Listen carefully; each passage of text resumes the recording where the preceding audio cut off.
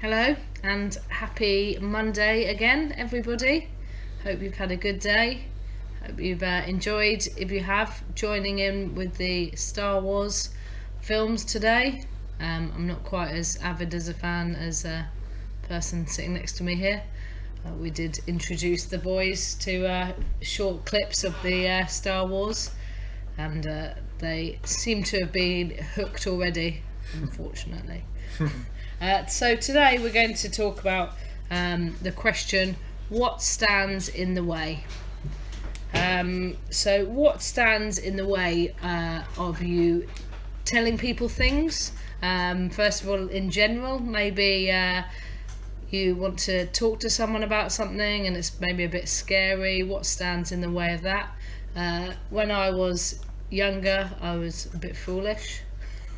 Even more so than I am now, and I ended up running into a car and smashing the wing mirror with my body, and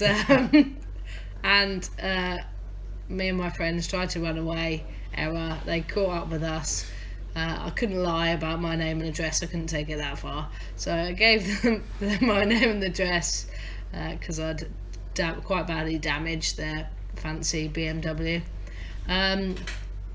Anyway, I had to go home and tell my mum and dad, and I really dreaded it, especially telling my dad. But fortunately, and maybe rather surprisingly, my dad showed me great mercy and took it really well, and he ended up paying for the wing mirror, didn't really ask me for money, and just showed me what a great father he is and how much he loves me then and now. Paul's going to share a little story too. So I lived in America for a year and I stayed with a host family, and they lived in the forest, and so there was lots of wood to chop up, and I just used to love chopping up wood. They had a wooden axe with a long, really long handle. And I was going a bit crazy with it one day, chopping up the logs, and I broke the axe handle in half, so that it was just left like half the length, but the axe head was still attached to a piece of wood. And I was really scared about telling my host dad that I'd broken his axe, but then I remembered that he talked about wanting a little hatchet, like a smaller axe. So I went into the house and I said to him, Dad, because I used to call him Dad, I said, Dad, do you remember how you were wanting a smaller axe, a little hatchet? And he was like, yeah. And I was like, well, I've broken the bigger axe, so now you've got your hatchet. And he laughed, and he thought it was really funny, and the pressure just lifted off me then, and I realised, much the same as Anna, he was a really great guy who was very forgiving of me breaking his axe. Obviously there will be times when it's not quite so easy, and as Paul shared yesterday, there will be times when we might be persecuted for sharing especially our faith. We're just going to read a bit from Acts tonight, so we're continuing with our journey through Acts. We're at Acts chapter 8, reading from 26 to the end. Now an angel of the Lord said to Philip, "Go south to the road, the desert road that goes down from Jerusalem to Gaza." So he started out. And on his way he met an Ethiopian eunuch, an important official in charge of all the treasury of the Kandake, which means Queen of the Ethiopians. This man had gone to Jerusalem to worship, and on his way home was sitting in his chariot reading the book of Isaiah the prophet. The Spirit told Philip, "Go to that chariot and stay near it." Then Philip ran up to the chariot and heard the man reading Isaiah the prophet. "Do you understand what you're reading?" Philip asked. "How can I?" he said, "unless someone explains it to me." So he invited Philip to come up and sit with him. This is the passage of scripture the eunuch was reading. "He was led like a sheep to the slaughter, and as a lamb before its shearer is silent, so he did not open his mouth. In his humiliation he was deprived of justice. Who can speak of his descendants? For his life was taken from the earth."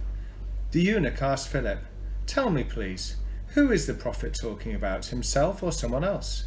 Then Philip began with that very passage of Scripture and told him the good news about Jesus.